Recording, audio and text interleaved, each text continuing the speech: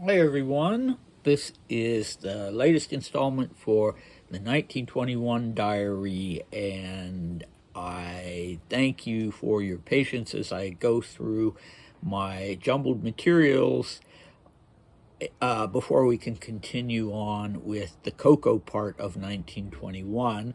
So, just a reminder, this is the second installment on the very long diary entry of 15th January 1921, talking about the things that happened in Monte Carlo. And Dmitri is very angry as he writes this. He's not at all in a good mood. It didn't bring out the best in him, but we can all relate to that, and that's just the way life is. And when he wrote the entries, the short entries describing what had happened that day, that he'd put that behind him. I think he'd had a chance to settle down a bit about that. So this is this is actually the first time he's talking about these events, and he's still pretty agitated about them. So, okay, it's a lot to go through, and I'm a little pressed for time. Maybe that's a good thing, since I won't be able to ramble as much as I usually do. And I wanted to divide it neatly into two parts. Him talking about his brother-in-law, who he was angry at, and then talking about Andrei, Grand Duke Andrei, and his wife, or not his wife, soon to be his wife, but not yet his wife, Malia, the ballerina Kshesinska. And he's also very angry at Andrei. But I see that I left out the last little part about Gulia yesterday, and so I'm going to start there, and then we'll go right into the material about Andrei. Okay, we better get going. All right, talking about Gulia. The situation at one point became so aggravated that Polovtsov made a firm decision to have it out with Gulia when we were all on the train home.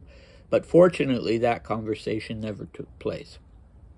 It doesn't much matter to me what Gulia thinks or does, but I get terribly annoyed when it's directed at Maria in the form of scenes, sometimes of a very unpleasant nature and in a heavy atmosphere. And the main thing is that there is absolutely no reason to think that things will get better. On the contrary, of course, Gulia might come to his senses years from now and himself understand that it's impossible to continue in this way, and one can hope for that, but such things require time.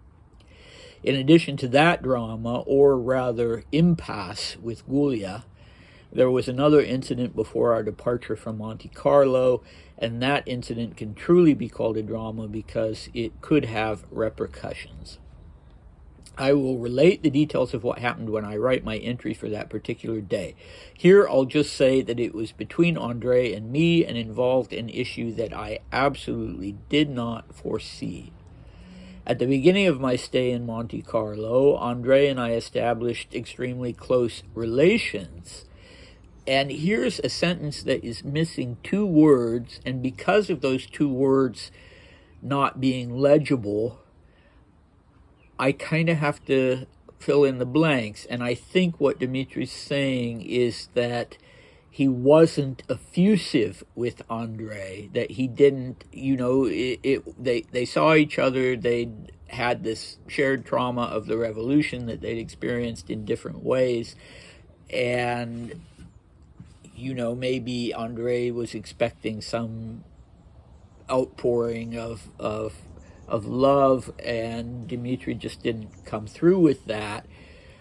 But, he writes, but Andrei nonetheless poured out his feelings of love for and devotion to me, unconvincingly. And it was such a change that it quickly produced an oppressive feeling in me, or rather a feeling of terrible awkwardness. If Andrei really loved me so much, then why talk about it? Friendship can't be proven by words. He was terribly pushy and each time insisted stubbornly that people might turn us against each other, that we needed to stick together, etc. I confess that I couldn't understand what it was Andre was getting at and what bee he had in his bonnet, because it was clear that he had some deeply ingrained thought that he didn't want to mention. I feared that he would again insist that Maria receive Malia, but he didn't say a word about that. I didn't bother to go to Nice and see Gavroche during the first 3 or 4 days of my stay, and that apparently gave Malia great pleasure, although she tried to pretend that she thought I should go. Anyway, it was clear that Nina is never far from Andre's or Malia's thoughts, and they were waiting to see how Maria and I would treat her, and that was the soil from which the terrible drama arose. Gavroche and his wife arranged a dinner and invited Maria and her husband and the Polovtsovs, Shagubatov, and myself all to the Hotel de Paris. Naturally, they did not include Andre and Malia. In fact, it simply never entered anyone's head. Andre suddenly shows up on my doorstep, frightfully agitated and unbelievably offended that the dinner was arranged and that Maria would accept an invitation from Nina, and that this was an insult that Gavril and Nina were aiming at him and Malia, and so on and so forth. Andre spoke about 20 times on the subject of the way the family was treating Malia, and that it was horrible for him and made Malia cry, and it almost reached the point of him saying that Maria should apologize to Malia, but I had already tuned out his nonsense. Naturally, the whole incident was stupid and unimportant, but it's a pity that my relationship with Andre, if not actually at an end, is seriously strained, and that's very inopportune given our joint work on the documents from Sokolov's investigation. It just goes to show the extent to which a man can lose all sense of proportion under the influence of a woman, and then all his intelligence, straight-thinking, logic just disappear. Then all of his intelligence, straight-thinking, and logic just disappear. Okay. Well, we already know the old boy is a little bit sexist, and so that's just the way it is. So I should have at the beginning,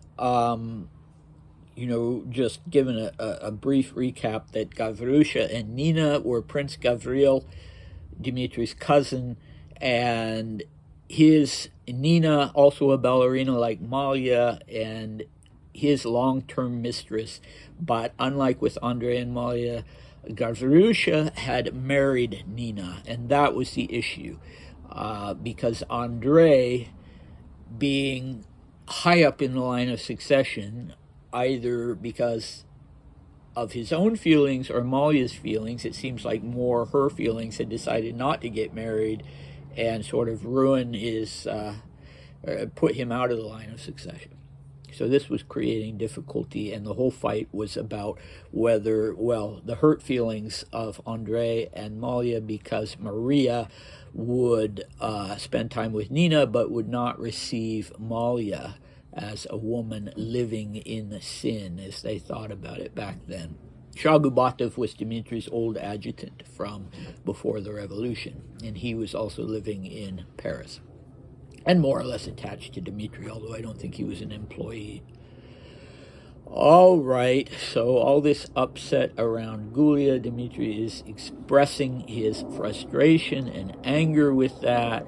He uses the English word impasse. That's his own word. It's an impasse instead of a drama, but the whole thing with Andre is a drama. And perhaps you recall, this time in this rendering, he says that when Andre started insisting that Maria should apologize to Malia, that he just tunes it out. But in the later description of what happened that day, he'll say that he was inclined to punch Gulia in the face, Andre in the face, and that he sort of turned Andre out of his hotel room with neither bread nor salt.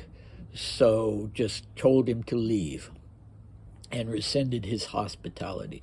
So in a sense, this is a more intense version of things, but actually he doesn't include that in this version about how he treated Andre in that instance. But so it starts out with this little scene in the car that should be nice, right? I mean, the cousins each tell each other that each one tells the other one how much the other one means to him.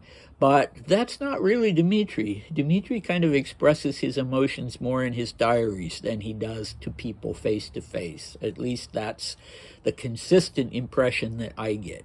So maybe he feels that Andre is expecting that, but he doesn't deliver, and instead Andre gives this tearful, I think he described it as being in the later diary description, this tearful, effusive outpouring of love, and saying, you know, we need to always stick together, and I love you so much, and I'm devoted to you. And instead of being moved by that, Dmitri is suspicious. He feels like Andre has an ulterior motive, so there's that, and it's very oppressive in the sense of being really awkward to him. You know, it's uncomfortable. And he's suspicious because he feels like it's not sincere, and he makes this interesting statement that if you love someone, or if you're a friend to someone, you don't say it to them. You just show it through your actions. And so I think we can take that at face value as how he really felt about these things, and that he wasn't going to be emotionally effusive to people. He wasn't going to say, you know, oh, I love you, and so on and so forth, you know, whether we approve of that or not. That was just the kind of person that he was. And as you know, he wasn't raised in a sort of nuclear family with a mother and father and a close-knit family. He was basically raised by staff. Okay, so there was this ulterior motive that Dmitri claims he wasn't at all expecting, which is that there's this rivalry between Andre and his mistress and Gavril and his mistress, now wife. And Malia and Andre are being super sensitive about this and super concerned, you could say petty. Don't you have anything better to do? The revolution has happened. There are Russian refugees everywhere who are struggling to get a foothold outside of Russia, and so on and so forth. I mean, Dmitri could have been doing things about that too, but it seems particularly petty on the part of Andre and Malia, at least the way Dmitri presents it. I'm sure Dmitri sees himself as doing his part by engaging in all of these political activities, receiving these various generals and monarchists, and trying to take charge of the Sokolov materials. And so he doesn't think of himself as doing nothing. But anyway, I'm going off on a tangent with that. He actually writes the phrase in English, all sense of proportion. The rest of that sentence is in Russian. It just goes to show the extent to which a man can lose all sense of proportion under the influence of a woman. Yeah, okay. I guess that's why he's still a bachelor, right? So we'll see what I come up with tomorrow. It's Saturday. I'm not sure if I'll be able to get to the library or not to use the microfilm reader. So what I'm doing is taking my microfilm to the public library and using their machine to digitize it, and digitize each frame, each photograph of the diary pages. And I need to do that before we can resume with Coco So that's going to be my priority instead of continuing on with the rest of this very, very long entry, or I shouldn't say continuing on, but filling in the first 13 pages, because we've started with page 14 and gone through page 23. All right. Thank you again for your patience, and I'll see you next time. Bye.